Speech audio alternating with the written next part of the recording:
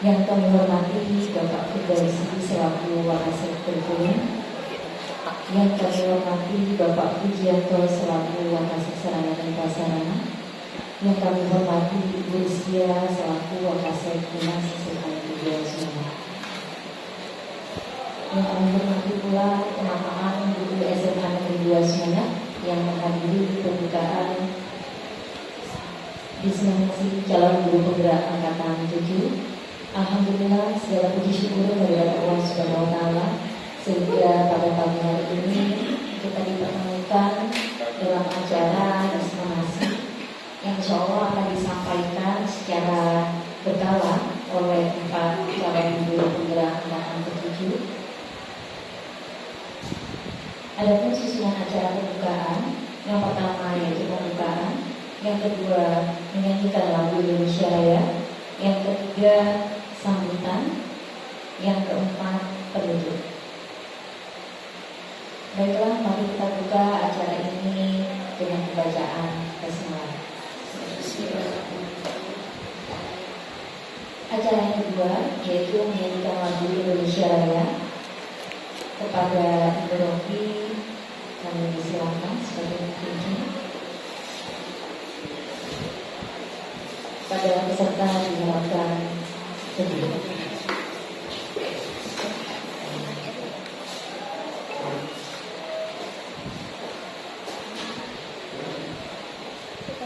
Hiduplah Indonesia Raya. Indonesia tanah airku, tanah tumpah darahku. Di sanalah aku berdiri, jadi pandu ibuku.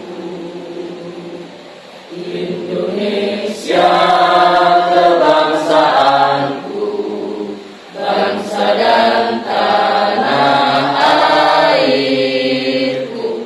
Marilah kita berseru, Indonesia bersatu. Hiduplah tanahku, hiduplah negeriku, bangsaku, rakyatku semuanya. Bangunlah jiwanya, bangunlah badannya untuk Indonesia Raya. Indonesia Raya, merdeka, merdeka, tanahku, negeriku yang ku cinta. Indonesia Raya, merdeka, merdeka, hiduplah Indonesia Raya. Indonesia Raya, merdeka, merdeka, tanahku, negeriku yang ku cinta. Indonesia Raya, merdeka, merdeka, hiduplah Indonesia Raya. Hadirin dipersilakan duduk.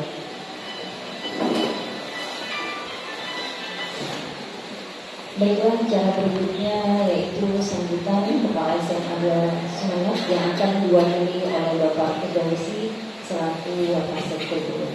Kepada beliau kami silakan. Assalamualaikum warahmatullahi wabarakatuh. Alhamdulillahirrahmanirrahim. Wassalatu wassalamu ala asrafil anbiya wal mursalin Sayyidina Muhammad wa ala Sayyidina Muhammad. Yang kami hormati Bapak Ibu Wakasek, Bapak Ibu CGV, Pak Edwin, Pak Hairil, Bu Rofi dan Bu Titin, serta Bapak Ibu guru yang hadir pada kesempatan ini. Terima kasih atas kehadirannya. Ini waktunya TGP Angkatan 7 untuk melakukan diseminasi modul 1 ya Pak? Materi 1 sampai 4 itu terkait dengan visi guru penggerak dan nilai dan peran guru sama membangun budaya positif. Nah, Jadi tolong, terutama yang budaya positif, itu apa yang akan direncanakan di sekolah bisa disampaikan di Bapak Ibu Guru, dan Bapak Ibu Guru juga bisa memberi masukan kan nanti terkait dengan program Bapak Ibu Guru CGP, karena CGP itu pemimpin pembelajaran dan mengembangkan pendidik lainnya, ya salah satunya melalui diseminasi ini untuk sosialisasi dan sebagainya, dan mewujudkan P3 profil pelajar Pancasila, intinya di sana.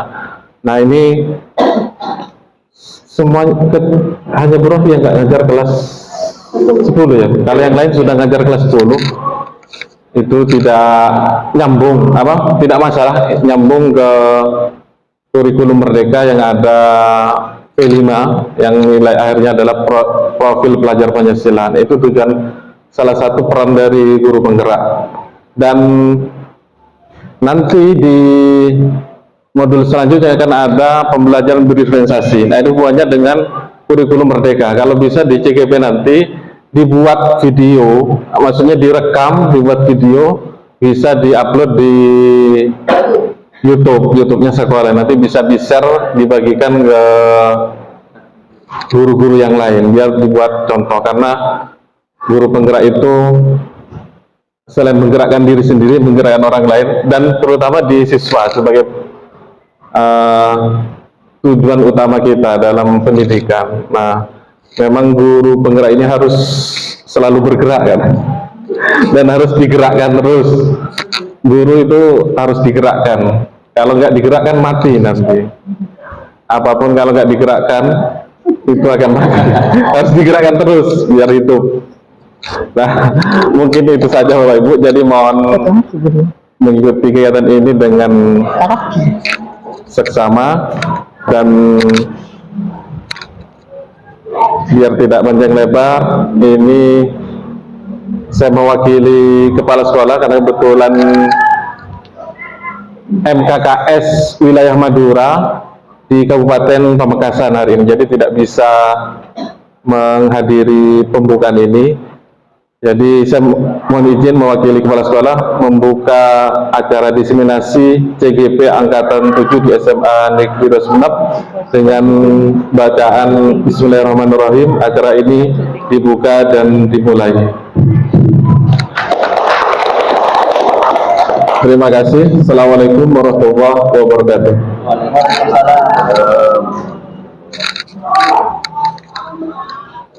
Terima kasih, semoga acara kedepannya lancar. Acara penutup yang akan, yaitu doa yang akan dibacakan oleh Bapak Pujianto pada beliau kami. Assalamualaikum warahmatullahi wabarakatuh. Bismillahirrahmanirrahim. Bapak Ibu, sebelum doa, saya di CGP 5 itu ada istilah Madura. Semoga guru-guru nikah bisa maguli. Tidak ada nikah aguli, maguli, dan waterlok ligulian. Aguli, maguli, ligulian. Mudah-mudahan yang disampaikan tadi oleh Pak Fir sebagai perwakilan dari sekolah akan bisa direalisasikan terus oleh CGP Angkatan 7, sebagaimana kita CGP Angkatan 5 kemarin kita masih bergerak bersama anak-anak di bidang pepohonan. Mari kita berdoa bersama-sama. Bismillahirrahmanirrahim. Alhamdulillahirabbil alamin. Hamdan yuwafi ni'amahu wa yukafi mazidah. Ya Rabbana lakal hamdu kama yanbaghi li jalali wajhika wa 'azimi sultanik. Allahumma shalli ala sayyidina Muhammad wa ala ali sayyidina Muhammad. Rabbana taqabbal minna salatana wa siyamana wa ruku'ana wa sujudana wa qu'udana wa tadarru'ana wa takhashshu'ana وتعبدنا وتمم تقصيرنا يا الله يا رب العالمين. اللهم نجهنا في أمورنا وشغلنا إنك على كل شيء قدير. اللهم اجعلنا وأولادنا وتلاميذنا من أهل العلم والخير والعافية إنك على كل شيء قدير. ربنا هب لنا من أزواجنا وذريتنا قرة أعين واجعلنا للمتقين إماما. اللهم اجعلنا من عبادك الشاكرين، اللهم اجعلنا من عبادك المخلصين، اللهم اجعلنا من عبادك الصابرين يا الله يا رب العالمين. ربنا آتنا في الدنيا حسنة وفي الآخرة حسنة وقنا عذاب النار. سبحان ربك رب العزة عما يصفون وسلام على المرسلين والحمد لله رب العالمين ببركة الفاتحة. Terima kasih. Assalamualaikum warahmatullahi wabarakatuh.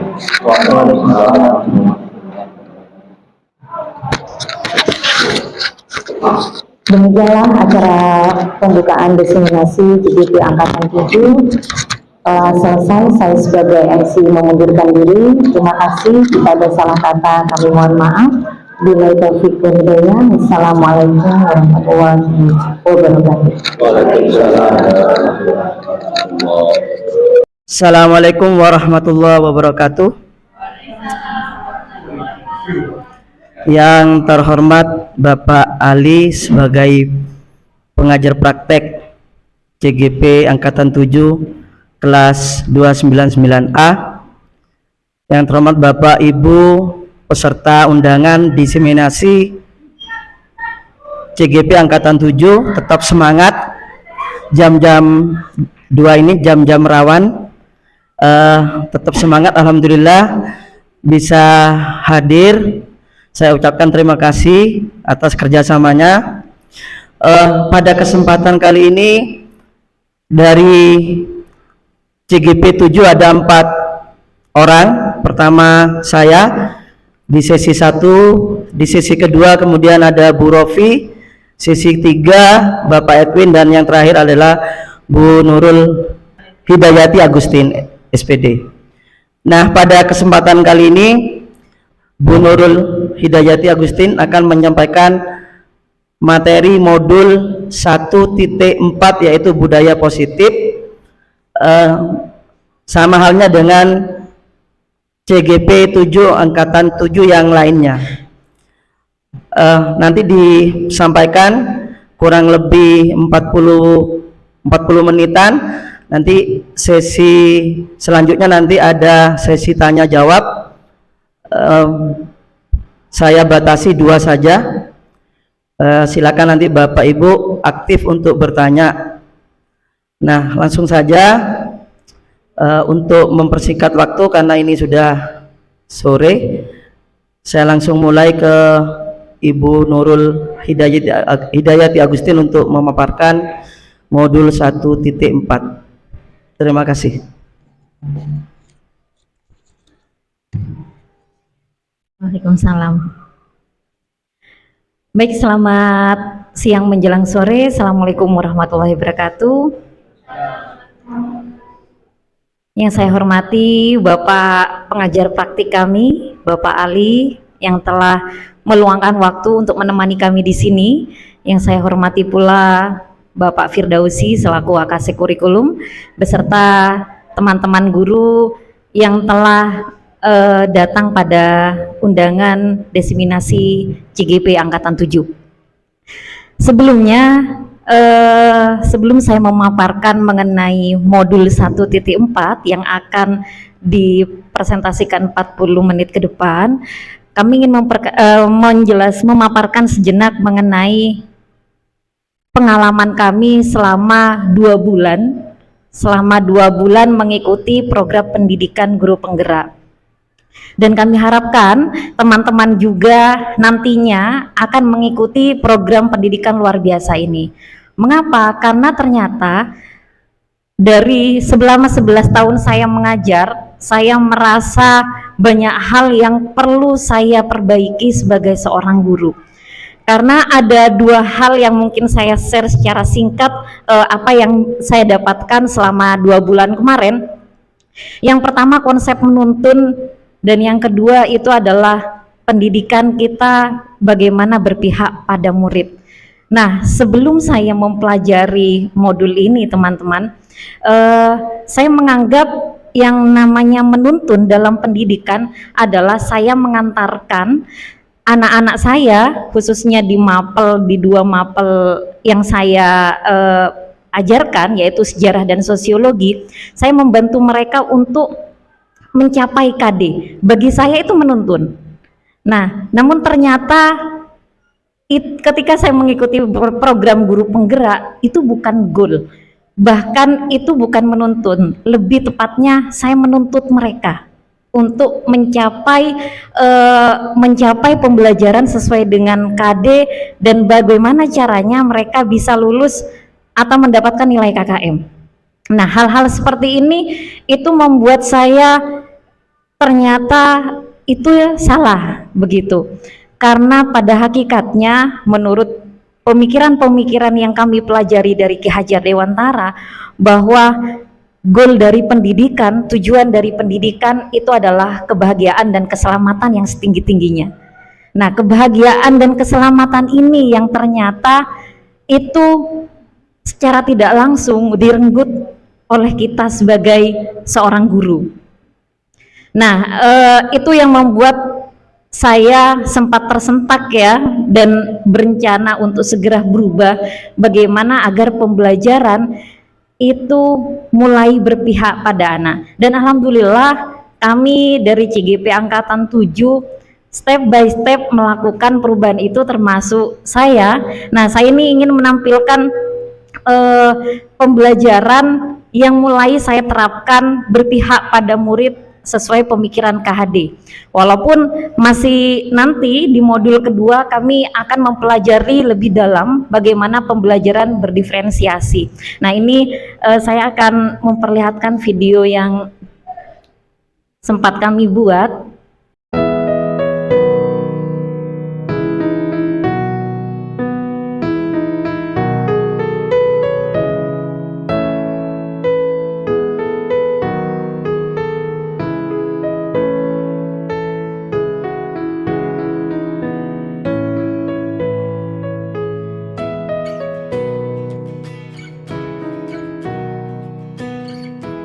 Nah, di sini saya konsultasi kepada salah satu guru BK. Masuk, Bu. Assalamualaikum. Waalaikumsalam. Iya. Silakan duduk dulu. Ya, Bu. Kenapa Bu Titik? Oh, mandi kan dulu. Kamu di mana? Kita nanti begini, Bu. Saya ingin menanyakan bagaimana kondisi kelas 10-5. Nah, saya ini kan sekarang lagi mengikuti program guru penggerak. Saya berencana untuk melakukan prakarsa perubahan di kelas 10-5. Nah, kelas 10-5 ini ada berapa gaya belajar mungkin bisa dijelaskan, baik gaya belajar, kemudian juga kecerdasan dasar yang mereka miliki, karena saya akan menyiapkan model-model pembelajaran yang sesuai dengan kebutuhan anak-anak. Oh gitu ya. Iya. Kebetulan kan kemarin sudah diadakan psikotes untuk anak-anak, dan ini beberapa hasilnya. Kebetulan juga untuk 10-5 itu ada 3 gaya belajar. Yang paling tinggi adalah auditori. Auditori ya, Bu. Ada 26 anak. Kemudian yang paling sedikit kinestetik, yang kedua visual. Berarti anak-anak itu lebih ke gaya belajar ekspositor. Kalau auditor kita menjelaskan, tapi kan untuk abad 21 anak-anak harus aktif ya, Bu. Betul. Ya, mungkin bisa dengan yang lain. Dan kemudian juga untuk kategori kecerdasan anak-anak 10-5 itu rata-rata. Oh, rata-rata ya. Iya. Rata-ratanya lebih pada apa, Bu Rita? Rata-ratanya lebih kecepatan untuk daya tangkap. Begini, Bu Rita. Iya. Saya sekarang lagi mengikuti program pendidikan penggerak. Nah, dalam salah satu pendidikannya kami diminta untuk melakukan prakarsa perubahan di kelas. Ini saya ingin tahu, karena saya merasa bahwa sebelumnya saya terkesan monoton mengajar di kelas 10-5. Nah, ini membuat saya untuk melakukan perubahan di kelas 10-5. Tapi sebelumnya saya pengen tahu bagaimana gaya belajar anak kelas 10-5, kemudian juga kecerdasannya. agar nanti saya bisa menyiapkan model-model pembelajaran yang sesuai dengan mungkin bisa. Oh, begitu. Jadi pas sekali ya Bu ya, ini hasil psikotes anak-anak juga sudah keluar terkait dengan kecerdasan, gaya belajar sudah termasuk di dalamnya. Jadi kalau saya merangkum itu anak 10-5 itu Bu, Iya. untuk visual, gaya belajarnya visual itu ada 26 siswa mendominasi visualnya. Sedangkan auditori 5 siswa, kinestetik 4 siswa. Dan untuk kecerdasan IQ anak-anak 10-5 itu rata-rata. Dan untuk jenis-jenis kecerdasannya, anak 10-5 itu lebih dominan ke interpersonalnya. Iya. Dan seimbangnya dengan musik 10 orang, logis matematisnya 10 orang. Seperti itu. Oh, baik, terima kasih. Saya bisa minta data ini dan fotokopian ini, Bu? Oh, silahkan bisa. Nanti saya fotokopikan dulu. Baik, Bu. Terima kasih banyak ya, Bu. Iya, Ya. sama-sama Ibu. Mari, Bu. Iya.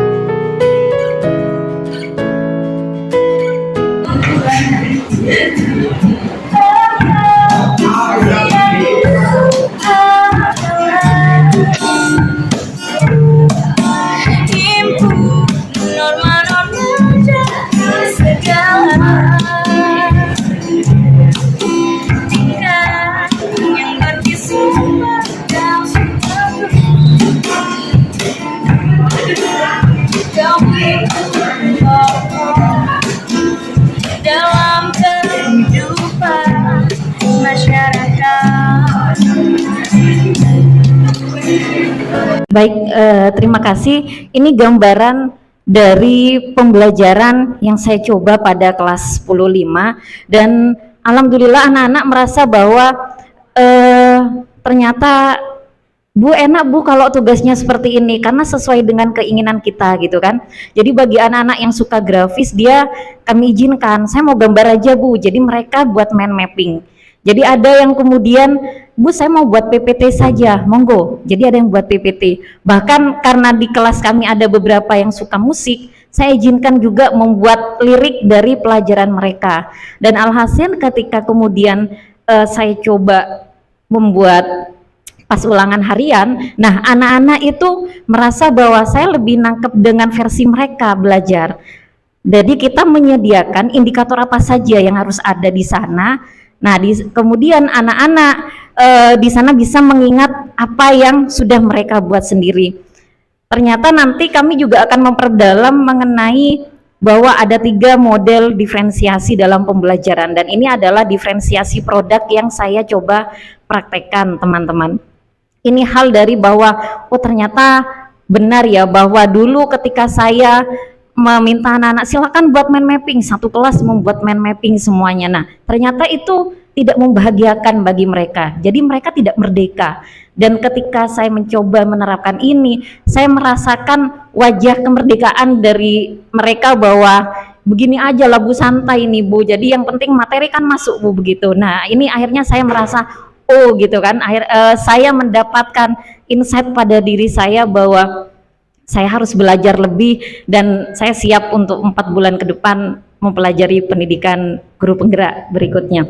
Nah ini sekilas mengenai keberpihakan pada murid dalam pembelajaran yang saya coba lakukan di kelas, dan sekarang kami akan menjelaskan mengenai budaya positif karena teman-teman bahwa ketika pembelajaran kita mengharapkan pembelajaran yang merdeka, tentunya tidak lepas dari budaya, dari lingkungan yang positif pula. Nah, budaya dan lingkungan itu adalah kewajiban kita bersama, bukan kewajiban 1, 2, atau 3 orang guru. Namun ketika semua siap untuk menjadikan sekolah kita menjadi lebih baik, menjadi sekolah yang merdeka, otomatis adanya diseminasi ini berharap kita bisa bergerak bersama, seperti itu. Apa saja poin yang akan kami paparkan dalam budaya positif? Baik, ada beberapa hal dalam budaya positif yang telah kami pelajari Bapak Ibu.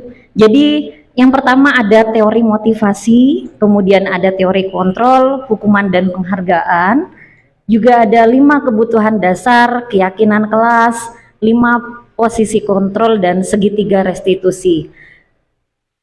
Ke-7 poin ini adalah serangkaian yang bisa menciptakan budaya positif dalam sekolah kita. Nah, apa saja itu? Teori motivasi.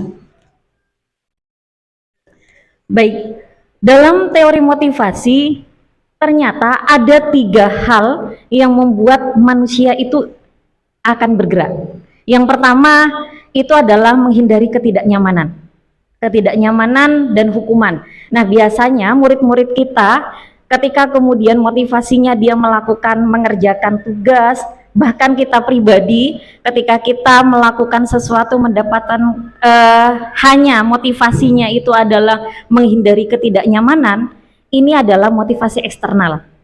Dan ini motivasi terendah sebenarnya ketika kita akan bergerak dan tidak akan tahan lama.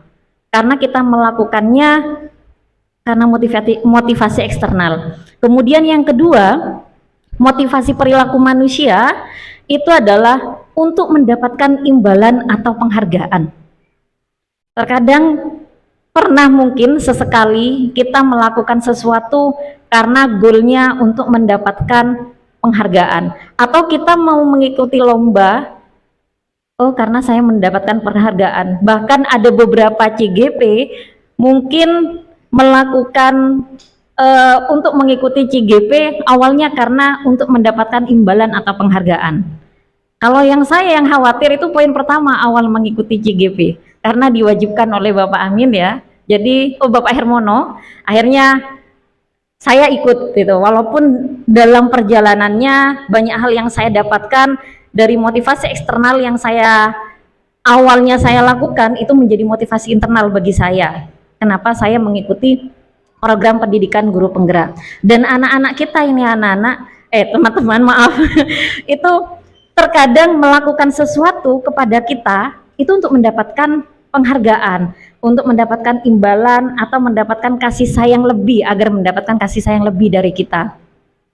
Nah, kemudian yang ketiga yaitu ini yang dikatakan motivasi internal. Kita menjadi versi terbaik dari diri kita, yaitu menjadi orang yang kita inginkan sesuai dengan nilai-nilai luhur yang sebenarnya sudah ada dalam diri. Keinginan untuk berkreasi, keinginan untuk menjadi orang yang jujur, menjadi orang yang selalu peduli terhadap sesama dan lain-lain. Nah, ini adalah motivasi internal. Jadi ada 3 poin dan harapan kita, baik kita sendiri maupun anak-anak kita ke depannya itu memiliki motivasi internal. Karena pernah ada pertanyaan itu dalam LMS ya, bagaimana seandainya tidak ada peraturan, tidak ada guru piket, apakah kita akan tetap masuk di kelas kita gitu kan? Itu sempat ada tanda tanya. Nah, terkadang ternyata faktanya tidak semua guru itu memiliki motivasi internal.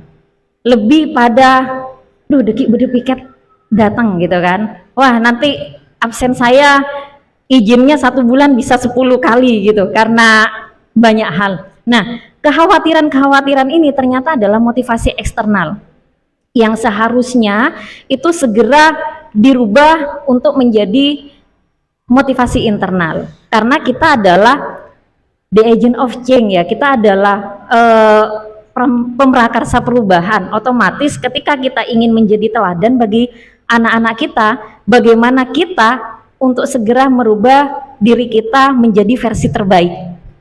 Ini 3 teori motivasi. Kemudian berikutnya teori kontrol. Nah, teori kontrol. Teori kontrol ternyata ada teori pilihan. Ketika seorang guru mengontrol siswanya, ini ternyata adalah sebuah ilusi.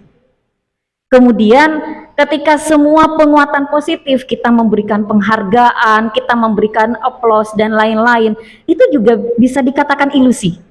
Dan yang ketiga, ketika kita melakukan kritik, bahkan membuat orang merasa bersalah, itu juga ilusi.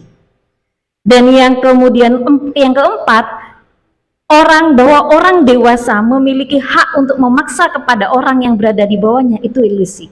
Kita ambil contoh, saya mungkin bisa minta tolong Bu Wahida ya sama Bu Atin gitu ya, mungkin bisa ke depan karena ini jam siang jadi sepertinya harus banyak praktek ini. Ya, ice breaking sedikit ya. Monggo ke depan. Bu Atin dengan Wahida. Nah, saya minta tolong sama kita akan membuktikan tentang teori kontrol ini. Bisa memperlihatkan ke kamera mungkin ya, Bu Wahida. Nah, saya minta tolong Bu Wahida menggenggam tangannya sekuat mungkin.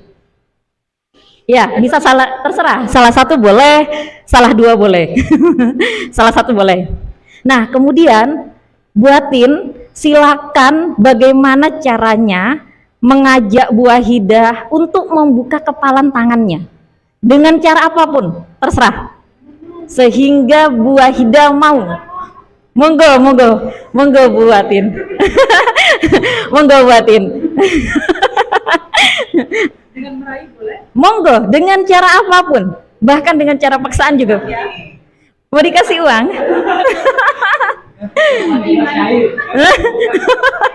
Di kelas cair. Ayo, gimana caranya Bu Wahida tetap mempertahankan dan buatin bagaimana juga caranya agar Bu Wahida meluluh untuk tidak seperti itu. Kasih semangatnya.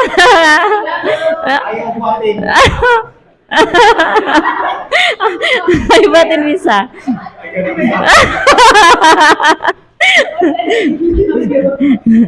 Oke. Bisa. Kasih uang, Bu, uangnya sesungguhnya. Oh, sesungguhnya. Baik, plus dulu untuk Bu Wahida sama Batin, terima kasih. Baik, nah ternyata kenapa tadi dikatakan ilusi, bahwa pada hakikatnya apapun yang terjadi kita saat ini itu sebenarnya berada di dalam kontrol kita. Bahkan anak-anak kita mau mendengarkan kita, mau disalahkan oleh kita, mereka mengizinkan untuk disalahkan. Bahkan tadi bahwa ketika kita memberikan penghargaan pada anak itu karena menerima penghargaan yang kita berikan. Dan bisa jadi benar tadi kata Pak Edwin, ketika kita bahkan memberikan penghargaan 1 juta, tetapi anak itu menolak, itu berarti karena kontrolnya dia tidak mau dikontrol, dia tidak mau diberi uang itu. Nah, ini dikatakan bahwa ilusi, berarti bahwa kontrol semua yang terjadi, baik kita sebagai manusia dan anak-anak kita, siswa-siswa kita, itu karena mereka punya kontrol terhadap dirinya dan mereka mengizinkan banyak hal. Ketika kita marahi, mereka mengizinkan dimarahi. Cuman pertanyaannya, apakah mereka akan mengulang lagi dan sebaliknya? Nah, ini berarti benar bahwa dalam teori kontrol menurut Dr. William bahwa semuanya itu adalah ilusi. Karena pada hakikatnya yang mengontrol itu adalah diri orang tersebut. Nah, sekarang kita ke hukuman dan penghargaan, teman-teman. Hukuman dan penghargaan ini memiliki jangka pendek dan jangka panjang. Nah, penghargaan itu akan efektif ketika kita menginginkan sesuatu pada anak-anak kita, tapi dalam jangka pendek. akan menjadi efektif karena kita menginginkan. Namun ketika dalam jangka panjang ini tidak akan berlaku. Ya, jadi ketika ada suatu kasus seorang Bu Maimunah terbiasa memberikan stiker kepada anak-anaknya atau dia selalu memberikan makanan dan lain-lain ketika beliau melakukan pembelajaran. Nah, siapapun yang bisa menjawab, siapapun yang aktif, itu oleh Bu Maimunah diberikan hadiah. Ini bahagia anak-anak. Namun ketika pada suatu saat Bu Maimunah ini sakit dan digantikan oleh Pak Dani, dan kemudian Pak Dani tidak tahu trik yang dilakukan oleh Bu Maimunah, ini akan berdampak anak-anak sedih dan dia merasa tidak dihargai karena sudah tidak diberi hadiah lagi. Nah, ini yang dikatakan penghargaan itu menjadi tidak berharga, bahkan akan mematikan motivasi bagi mereka.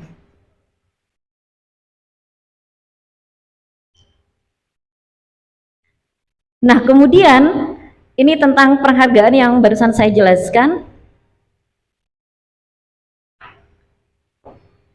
Jika seorang guru kemudian sering memberikan penghargaan, nah ternyata anak-anak nanti juga akan melahirkan ketidakjujuran. Di mana? Karena goal mereka adalah penghargaan, bukan pada nilai yang mereka junjung. Jadi nilai-nilai yang sudah ada seperti menghargai dirinya, itu akhirnya tidak ada. Karena mereka berharap mendapatkan dari luar, dari penghargaan itu dari luar. Melahirkan ketidakjujuran atau merusak hubungan. Bahkan akhirnya kalau seperti tadi cerita antara Bu Maimunah dan Pak Dani, bisa jadi anak-anak akhirnya mengatakan saya tidak suka dengan Pak Dani gitu kan. Hal ini saya melihat dari anak saya sendiri ketika kemudian berbeda guru yang mengajar, dia terbiasa mendapatkan stiker bintang, dia pulang-pulangnya langsung dengan wajah cemberut karena SD, langsung dan menceritakan, kenapa Mbak tengkar sama temannya? Enggak, aku enggak suka sama Ustadz ini cerat. Masa aku jawab ini enggak dikasih stiker dan lain-lain. Nah, ini saya merasakan bahwa oh ternyata gurunya sedang mempraktekkan penghargaan. Mbak terbiasa dikasih stiker bintang. Iya, setiap hari aku ngumpulkan sudah bintang berapa ini. Nah, ternyata dia merasakan satu hari dan itu membuat moodnya jelek sampai malam, sampai tidak mau makan hanya gara-gara stiker bintang. Wah, ini bahaya. Akhirnya saya sekalian membawa Fahma itu ke Indomaret untuk pos-ngapose katanya. Ya, jadi nanti lain kali jangan mengharapkan bintang. Yang diharapkan itu ternyata Mbak hasilnya belajar itu bisa dapat banyak hal seperti itu. Nah, ini ternyata merusak hubungan dan akhirnya membuat tidak suka pada guru yang lain. Kemudian hukuman atau penghargaan itu mengurangi ketepatan. Nah, akhirnya fokus anak ini terpecah. Akhirnya mereka tidak fokus pada tugas atau pada hal yang mereka diberi amanah, tetapi mereka fokus pada penghargaan yang akan diberikan. Ini. Berikutnya, menurunkan kualitas, sehingga ini membuat tidak semangat. Dan ini saya juga rasakan. Jadi ketika 2 hari kemudian si Fahma ini tidak mau menambah hafalan hanya gara-gara tidak diberi stiker. Nah, ini ternyata luar biasa dampaknya, bahwa menurunkan kualitas keinginan untuk belajar. Bahkan dalam pembelajaran, di kesimpulan yang kami dapatkan, bahwa penghargaan itu sebenarnya adalah hukuman. Hukuman yang secara tidak langsung didapatkan dalam jangka panjang. Seperti itu Bapak Ibu.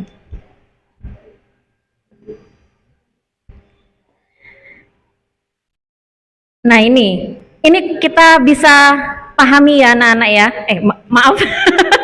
Saya kebiasaan ini. Mohon maaf. Tapi mungkin dengan seperti ini mengurangi ngantuk mungkin ya. Karena ini sudah jam rawan, ini sudah waktunya hampir pulang ini.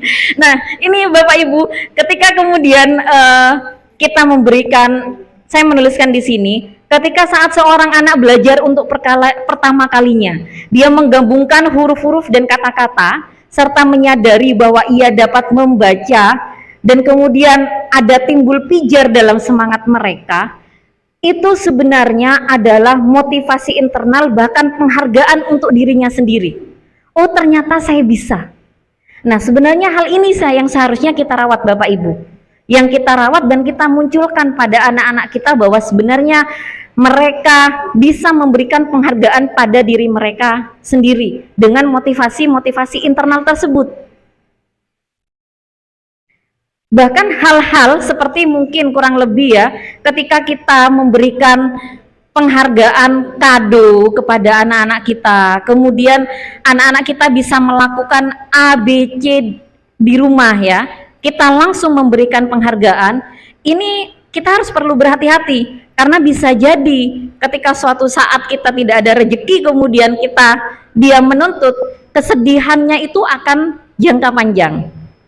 Nah, jadi dari hal yang kita pelajari kemarin Bapak Ibu, ternyata ketika pun kita ingin memberikan hadiah, itu nanti saja bahkan tidak usah diungkapkan, oh karena kamu sudah juara ini, nanti mau dikasih ini. Nah, lebih baik itu tidak usah disampaikan. Mungkin 2 minggu setelah itu kita baru, ayo ikut kita ke mall jalan-jalan. Nah, tidak usah disampaikan. Jadi dia merasa bahwa apa-apa yang sudah mereka perjuangkan itu adalah hasil mereka. Nah, terkait ini Bapak Ibu, ternyata ada 5 kebutuhan dasar manusia yang sering kita abaikan, bahkan untuk memperhatikan anak-anak kita. Yang pertama, survival atau kebutuhan diri ya. Ini lebih pada fisik daripada 4 kebutuhan dasar yang lain. Jadi contoh seperti keinginan untuk makan, tidur. Nah, jika anak-anak kita kemudian ada di kelas dan tiba-tiba izin ke kamar mandi dan lumayan lama ke kamar mandi, ternyata ketika ditanyakan kemudian mereka mengatakan, kamu benar dari kamar mandi gitu kan? Ternyata jawabannya, saya baru selesai makan Pak. Nah, ketika seperti ini sebagai guru yang berproses untuk lebih baik, kita tidak boleh serta-merta langsung memarahi, karena ini merupakan kebutuhan dasar mereka. Bahkan kita sebagai manusia, kita akan memenuhi kebutuhan dasar kita.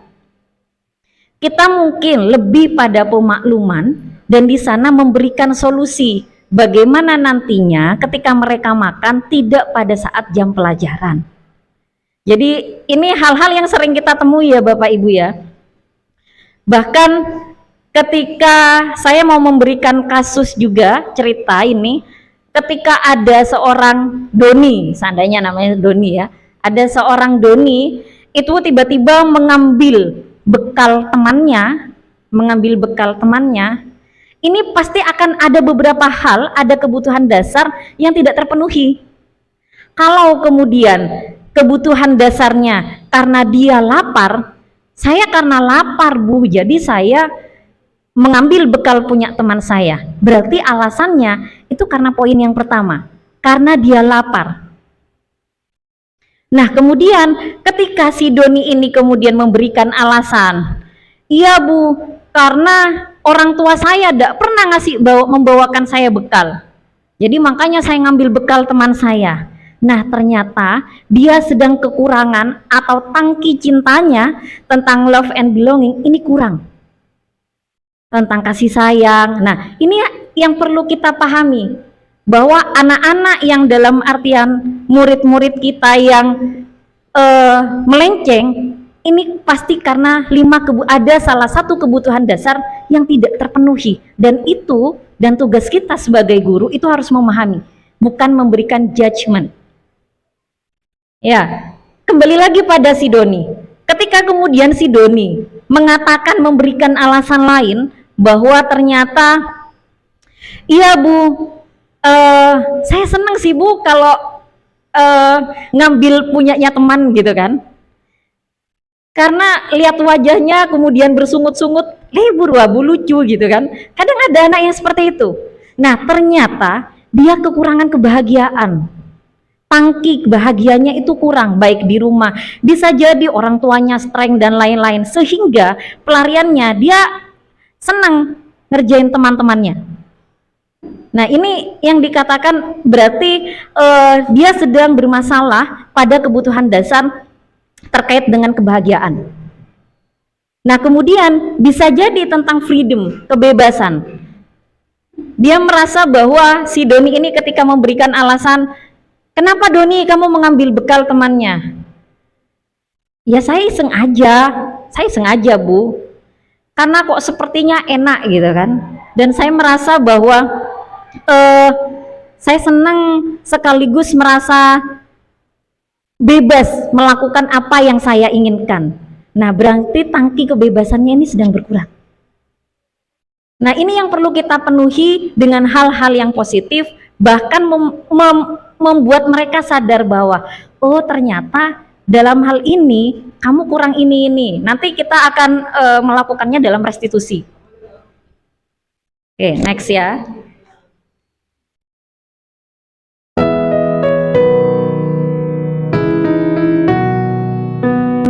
Ini keyakinan kelas yang kami lakukan.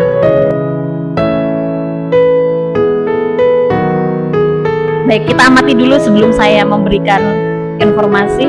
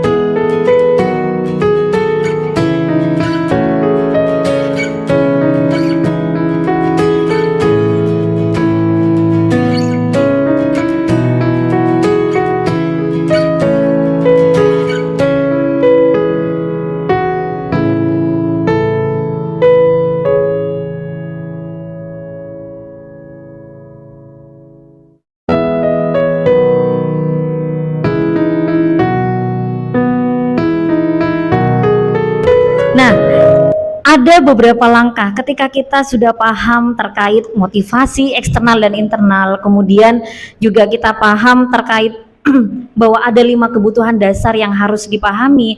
Nah, penting kiranya kita membuat keyakinan kelas. Kenapa? Jadi bukan lagi peraturan kelas, Bapak Ibu. Karena terkadang sebelumnya bahkan saya sempat mengomentari ada salah satu anak didik yang sedang menikah di Facebook gitu kan, berarti saya mengajar anak itu sudah 7 tahun yang lalu. Nah, kemudian saya mengomentari selamat menikah, baik Bu, dan teman-teman yang lain mengomentari ketika saya berkomentar. Nah, salah satu komentar yang cukup menggelitik saya itu sekitar seminggu yang lalu dikatakan, wah Bu Titin yang min 5 gitu kan, karena saya benar bahwa ketika ada anak yang salah bersikap gitu kan, terutama ketika ulangan, itu saya biasanya memberikan punishment noleh min 5, kemudian ngerpek itu diambil dan lain-lain. Nah, hal-hal seperti ini ternyata kurang tepat Bapak Ibu. Alangkah baiknya kita membuat keyakinan kelas yang kemudian disepakati oleh kelas. Jadi anak-anak sadar dan mereka melakukan bukan karena motivasi eksternal, tapi kita hidupkan motivasi internal.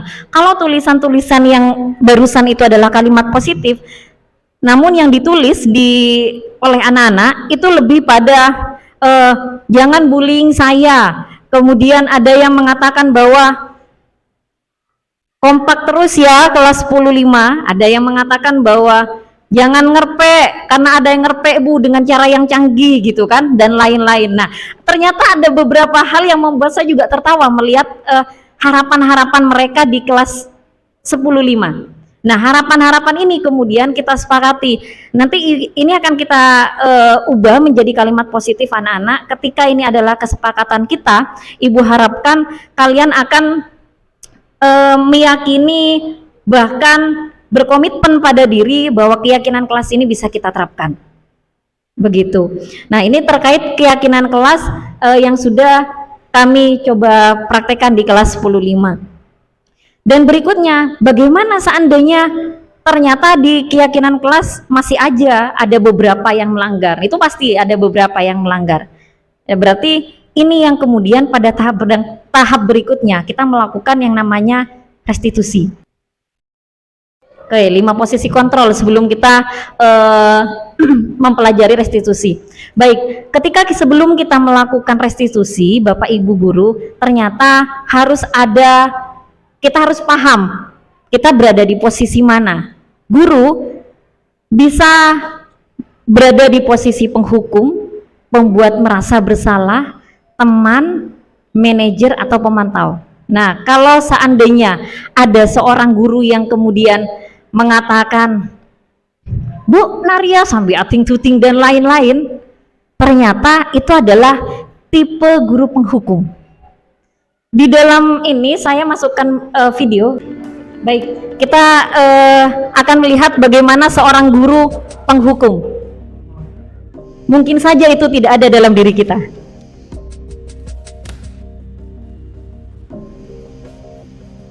Naren! Sini kamu! Selamat pagi, Bu. Selalu terlambat. Kamu deh, pasti terlambat. Maaf, Bu. Saya... Apa? Apa coba? Alasan kamu apa lagi? Kapan sih kamu tidak terlambat? Malas sekali ya kamu jadi anak. Saya... Dasar pemalas. Gak kapok-kapok sih kamu. Sudah berapa kali terlambat? Sana, kamu keliling lapangan basket 2 kali. Kenapa saya harus keliling lapangan basket, Bu? Kenapa? Kamu mau lawan ibu? Berani-beraninya jawab. Sudah terlambat, masih berani jawab pula. Sekarang, keliling lapangan basket 5 kali sekalian. Biar kapok. Cepat, pergi sana ke lapangan basket. Ya, nah ini posisi pembuat merasa bersalah Bapak Ibu.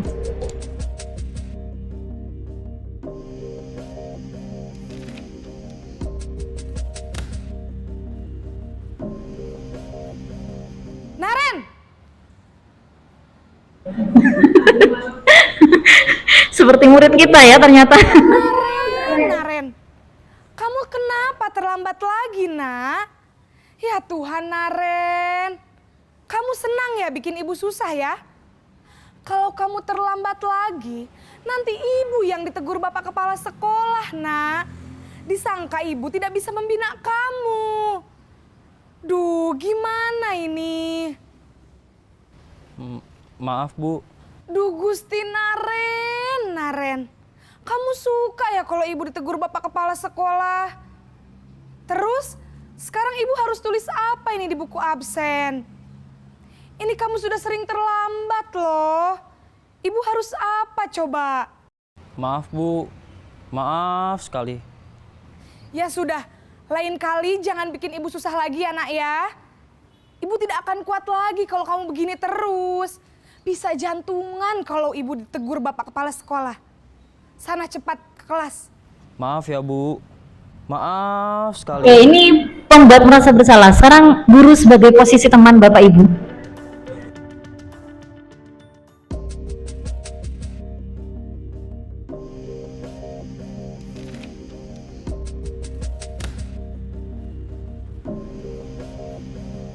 Naren!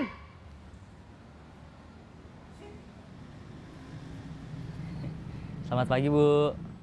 Wah, sudah jam berapa ini, nak? Ada ya guru yang sebagai posisi teman ya? Ada. Sepertinya Pak Umar ya. Guru saya Ibu memberikan Kamu malah menyalahkan ibu kamu. Kamu bukannya anak yang larinya paling kencang. Kok terlambat sih? Iya, Bu. Saya memang terlambat bangun tadi. Jadi biarpun saya lari kencang, tetap gak kekejar, Bu. Ya sudah sana, nanti lain kali larinya lebih kenceng lagi ya. Biar gak terlambat lagi. Bikin seneng ibu, demi ibu. Bisa kan? Bisa lah, Bu. Ya sudah sana masuk kelas. Ibu beresin urusan absen kamu. Kamu ini ada-ada Biasanya pada anak-anak spesial kita dikhususkan seperti ini ya. Kadang ada yang melakukan seperti ini ya. Nah, ini yang posisi pemantau.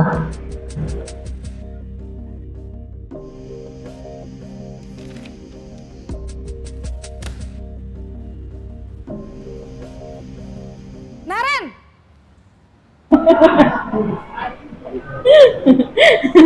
Selamat pagi, Bu. Naren, apa peraturan sekolah kita tentang jam berapa kita harus masuk sekolah? Nah, ini Bapak Ibu Tatip ini. Kita harus di sekolah jam 7, Bu. Iya betul, sekarang sudah jam 7.20. Naren sudah tahu konsekuensinya jika terlambat hadir. Paham, Bu.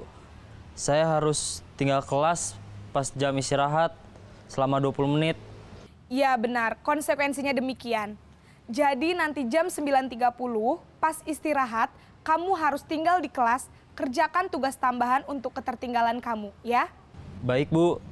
Nah, ini sebagai pemantau. Yang terakhir, ini yang kita harapkan sebagai manajer.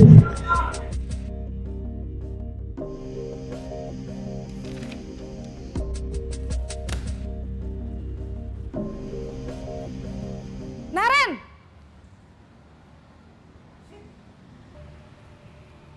Selamat pagi, Bu. Selamat pagi, Naren. Maaf, Bu. Saya terlambat. Iya, sekolah masuknya jam 7, sekarang sudah jam 7.20.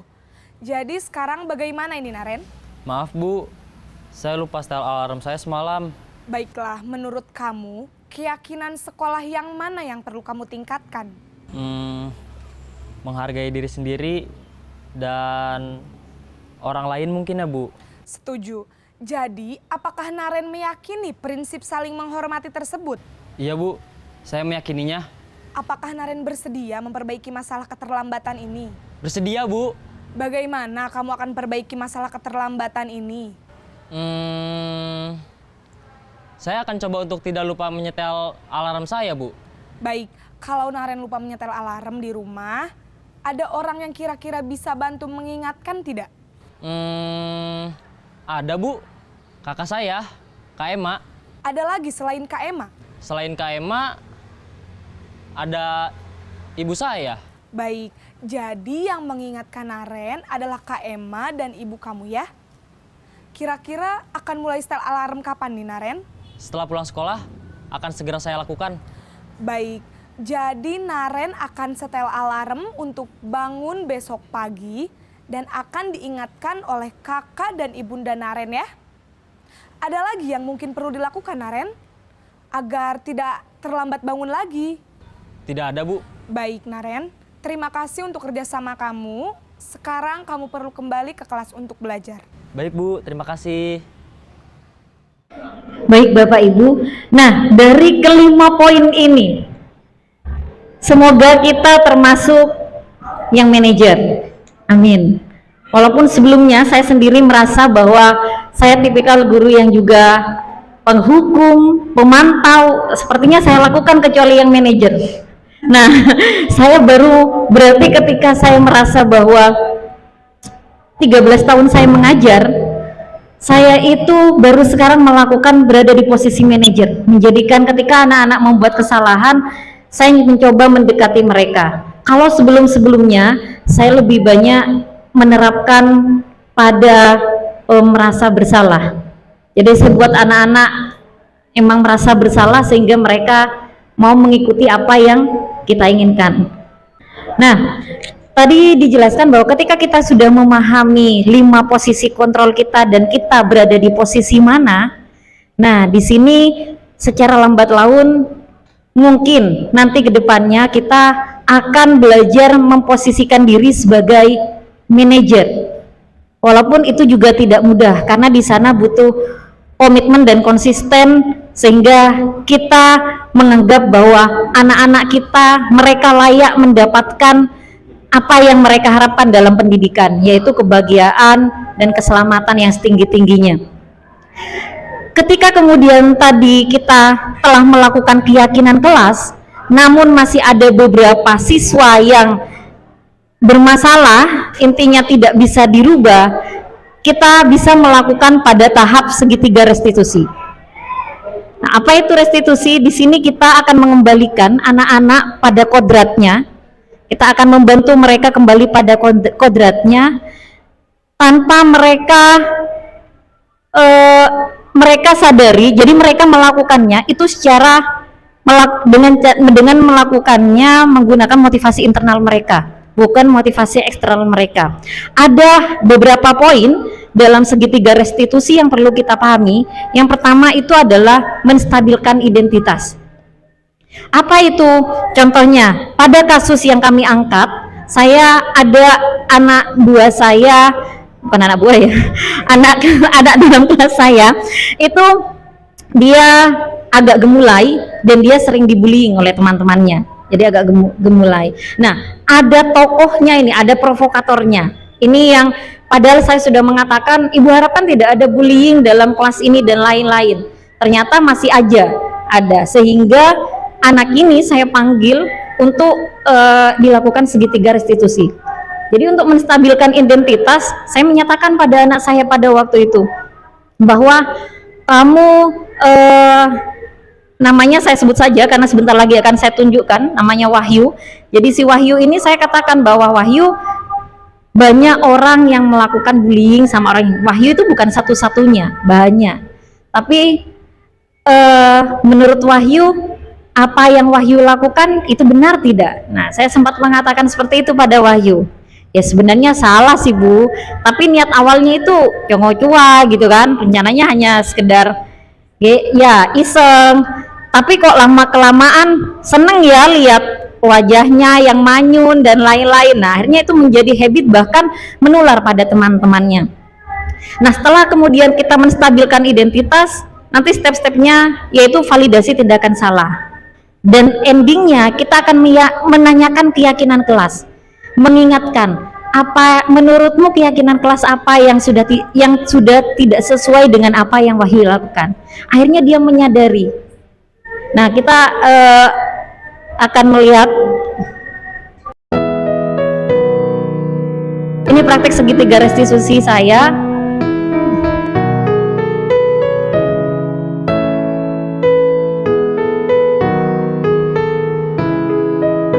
Restitusi sebagai salah satu cara untuk menanamkan disiplin positif.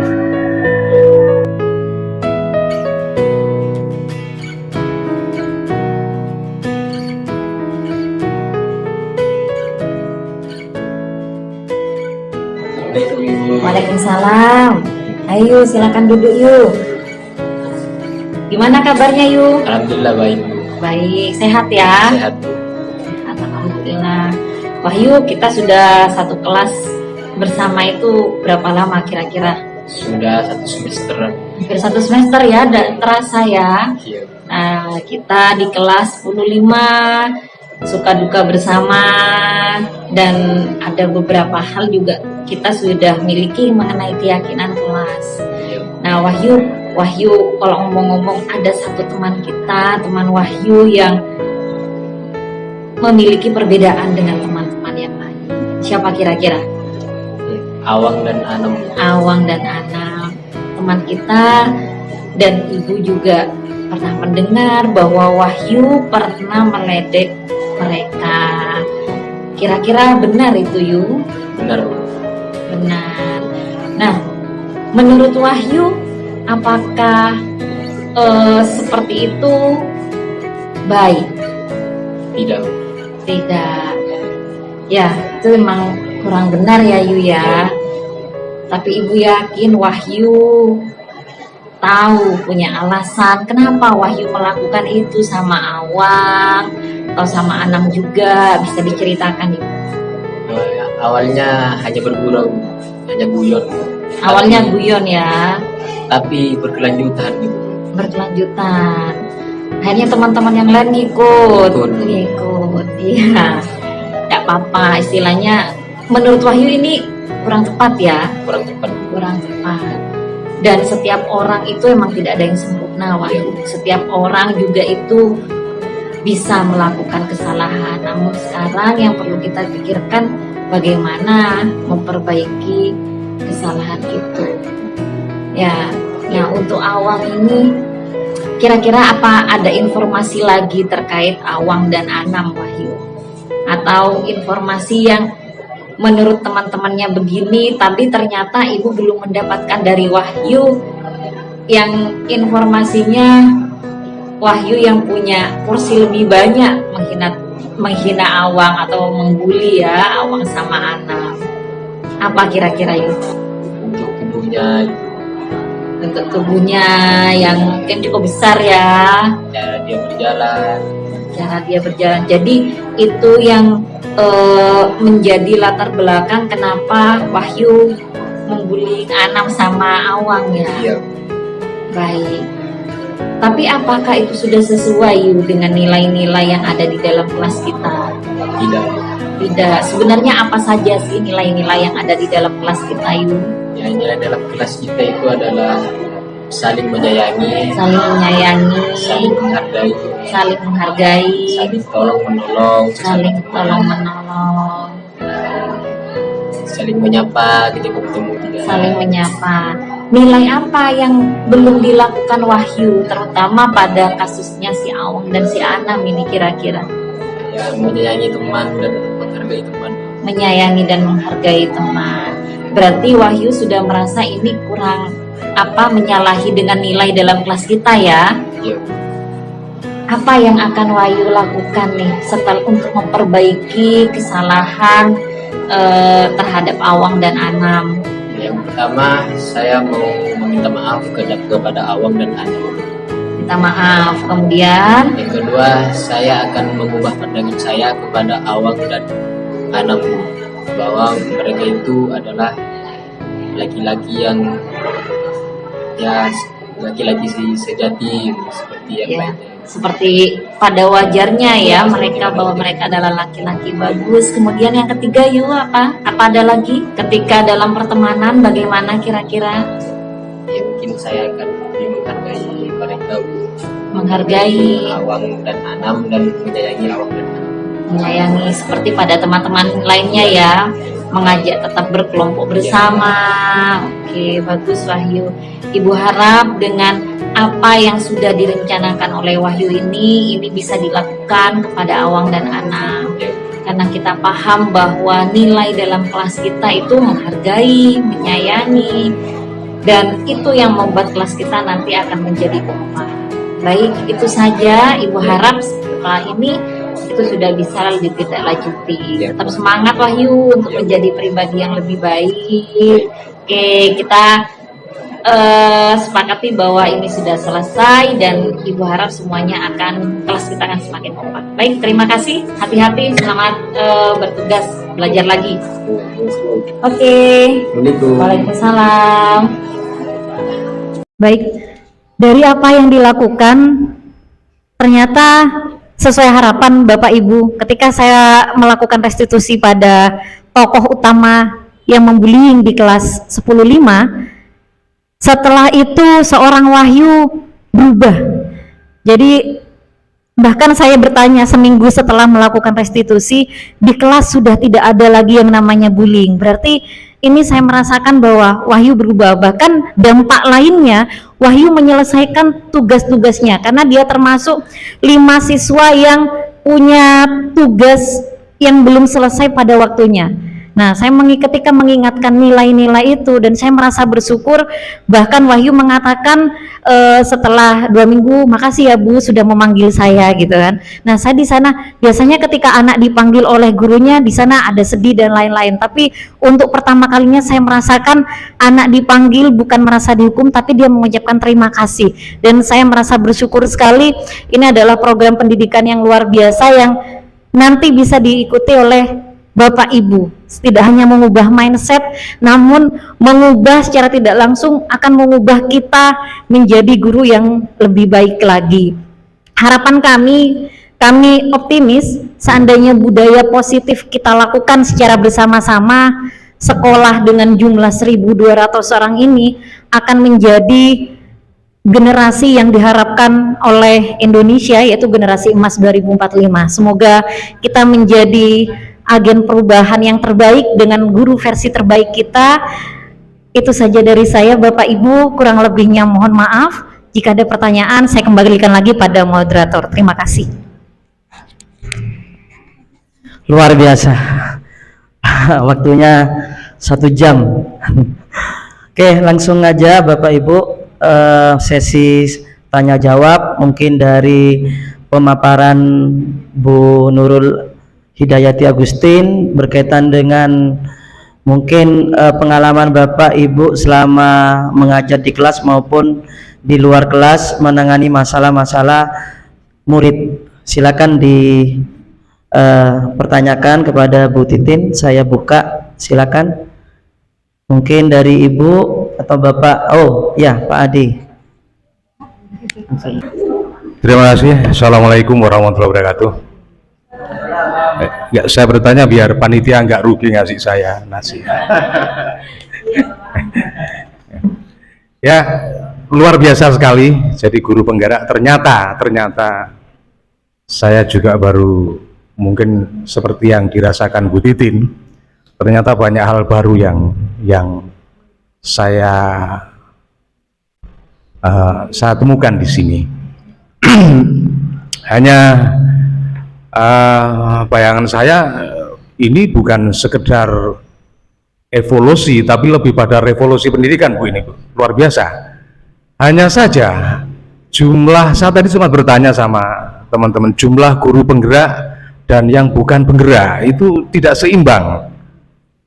Jadi seandainya jam pertama ketemu Bu Titin siswa, jam kedua ketemu saya, rusak lagi, Bu. Karena mindset saya masih mindset yang lama. Jadi mohon guru penggerak ini segera mensosialisasikan, atau segera, jangan lama-lama artinya.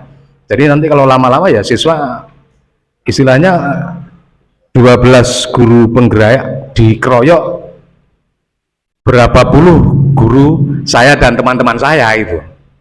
Jadi mungkin itu yang perlu kita pikirkan juga. Terus tadi yang tentang ini, Bu, yang saya agak ini yang masalah segitiga restitusi tadi, saya perhatikan itu. Kalau yang digarap itu hanya pembulinya, yang dibuli juga tidak dipulihkan identitasnya, tidak seimbang, Bu. Karena anak yang dibuli itu meskipun pembulinya sudah sembuh, bekasnya tidak begitu saja hilang. Mungkin dia perlu maaf, ini hanya saya tadi melihat, saya menunggu bahwa yang dibuli juga harus dipanggil untuk mulai dari menstabilkan identitas, validasi, juga menanyakan keyakinan, itu juga perlu juga untuk yang dibuli. Karena tak pikir efek dari pembuli dengan yang dibuli itu lebih parah yang dibuli. Jadi mungkin segitiga restitusinya mungkin seandainya saya berpikir kok tidak seimbang kalau hanya pembulinya yang dikerjakan. Itu, Bu. Terima kasih, pertanyaan saya untuk membeli nasinya, Bu. Baik, pertanyaan kedua, jadi sekalian nanti. Baik, Bu Tuti. Bismillahirrahmanirrahim. Sebelumnya, Assalamualaikum warahmatullahi wabarakatuh. Yang terhormat Bapak Wakakursmada dan undangan CGP, terus yang terhormat para CGP dan teman-teman sekalian. Yang saya tanyakan hanya sekedar menindaklanjuti dari apa yang disampaikan oleh Ibu Titin yang soleha, cantik dan bahagia. Amin, amin, amin, amin. Ini doa juga loh ya Bapak Ibu. Ini tadi Ibu Titin menyampaikan kalau ada kesepakatan kelas terus ternyata masih ada pelanggaran, maka akan dilakukan semacam restitusi. Nah, tadi saya juga sudah menyimak penyajian cuplikan video restitusinya.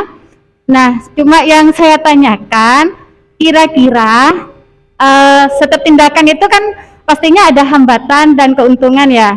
Nah, yang saya tanyakan, mungkin hambatan dan keuntungan apa yang Bu Titin rasakan selama melaksanakan teknik restitusi tersebut? Terus yang kedua, kira-kira sudah berapa sering Bu Titin melaksanakan teknik restitusi tersebut? Yang ketiga, seandainya dengan teknik restitusi yang sudah dilakukan, anak itu tetap tidak berubah, tetap ada semacam pelanggaran, lalu apa yang akan dilakukan oleh guru? Terima kasih. Assalamualaikum warahmatullahi wabarakatuh. Baik, terima kasih pertanyaan yang luar biasa baik dari Bapak Adi maupun Ibu Tuti. Nah, untuk Bapak, benar adanya bahwa yang saya tampilkan, yang kemudian saya rekam itu adalah yang melakukan bullying seperti itu.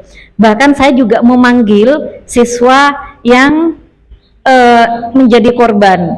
Saya menjelaskan, saya membantu dia menemukan identitasnya, bahkan latar belakang mengapa dia bertingkah seperti itu. Ternyata kalau saya buka sedikit, yang melatar belakangi dia gemulai seperti itu, ketika dari semenjak kecil TK sampai SD, orang tuanya itu sangat khawatir ketika berteman dengan laki-laki kan rata-rata mainannya urakan gitu ya Pak ya, urakan, keluar dan lain-lain. Nah, kekhawatiran orang tua atau pendidikan yang diberikan orang tua akhirnya sudah, kamu tidak usah kemana-mana saja, kamu main di rumah, bahkan sudah main sama teman-teman ceweknya saja. Nah, ternyata ini yang kita ketahui, ada hal yang perlu diluruskan, dan ketika itu sudah menjadi alam bawah sadar anak, ternyata berefek pada anak kami yang dimulai seperti itu. Namun saya luruskan akhirnya, iya Bu, saya mau berubah, saya coba kalau jalan lebih lurus, awang gitu kan. Sampai saya mengatakan seperti itu, ayo kita belajar fashion show bersama. Jadi ibu sebagai fashion show laki-laki, kamu juga sebagai laki-laki, begitu. Jadi hal-hal seperti itu saya lakukan Bapak, karena benar bahwa mungkin untuk ketika bersama terus ke depannya kelas 15, awang akan aman. Tapi ketika kemudian nanti dia kuliah dan lain-lain, bisa jadi dia tidak aman lagi. Nah, ini yang saya khawatirkan, sehingga saya perlu menuntaskan, mengurangi, tapi tidak banyak ternyata Pak. Cuman saya masih merasa bahwa saya akan terus melakukan proses pendekatan secara emosional lebih dalam kepada awang, bahkan saya akan mendekati keluarganya, seperti itu. Terima kasih Bapak. Nah, kemudian untuk masukannya juga terima kasih tadi terkait bahwa emang seharusnya ada dua belah pihak ya Pak ya. Dan untuk yang Bu Tuti juga terkait segitiga restitusi, saya melakukan masih 3 dalam proses 2 bulan ini. Dan bagi saya alhamdulillah merasa itu selangkah lebih baik untuk diri saya. Maksudnya saya merasakan bahwa saya merasa sudah lebih baik seperti itu. Walaupun benar masih ada kelas-kelas lain yang perlu saya selesaikan ketika dalam pembelajaran di kelas saya. Karena emang semakin besar suatu sekolah, emang banyak hal yang perlu kita selesaikan sebagai seorang guru. Yang terpenting kita sebagai seorang guru bagaimana selalu berada di zona power. Karena benar tadi ketika ada yang memberikan masukan pada Pak siapa ya? Pak Aing ya, ketika beliau menjelaskan, ada yang menanyakan seorang guru, bagaimana psikologi seorang guru? Karena guru juga manusia gitu kan. Jadi kalau siswa melakukan penyelewengan atau melakukan hal-hal yang tidak baik, itu karena ada kebutuhan dasar yang tidak terpenuhi. Kan gurunya juga manusia gitu. Tadi sempat ada pertanyaan seperti itu. Bagaimana? Nah, ini menjadi PR kita bersama, karena kita sudah melewati proses remaja, kita sudah berada di posisi dewasa. Nah, ini dimana berarti kita dituntut untuk melatih diri, memaksimalkan motivasi internal, sehingga kita berusaha untuk selalu berada di zona power. Itu dari kami. Jadi 3 kali, dan seandainya tadi pertanyaan Bu Tutu ya, seandainya setelah segitiga restitusi masih berulang, bagaimana gitu kan ya Bu ya. Untuk 2 orang ini saya merasa sudah alhamdulillah kelas sudah ada perubahan. Tapi benar, pada si korban belum ada perubahan signifikan. Nah, apa yang harus saya lakukan? Saya menganggap ketika belum ada perubahan, berarti harus ada yang perlu dikoreksi pada diri saya. Nah, entah saya berarti belum melakukan pendekatan secara emosional kepada orang tua, atau saya belum memberikan treatment secara berkala kepada anak saya yang gemulai ini, sehingga kedepannya saya berharap ketika ini belum selesai, saya akan berusaha untuk menuntaskan. Jadi dengan segitiga restitusi di mana yang akan melibatkan beberapa pihak, tidak lagi-lagi tidak satu persatu seperti itu, Bu Tuti. Terima kasih banyak. Saya kembalikan karena waktu ya Pak Irya. Saya kembalikan pada moderator. Terima kasih Bapak Ibu atas pertanyaannya dan jawabannya luar biasa. Jadi saya garis bawahi aja Bapak Ibu, sebagai guru itu kita harus idealnya sebagai manajer, kemudian kita juga harus belajar konseling. Jadi tadi menyatakan bahwa guru itu harus dilatih sebagai guru BK. Jadi memang cara menyelesaikan masalahnya, pendekatannya adalah lebih ke nilai-nilai kebajikan, nilai-nilai keyakinan yang dimiliki oleh anak itu sendiri. Jadi baik yang bullying maupun korban itu memang harus ada juga dilakukan restitusi juga Pak Adi. Jadi yang satu yang korban itu harus ada penguatan atau perubahan mungkin dari sikapnya tadi supaya dilatih cara berjalannya itu juga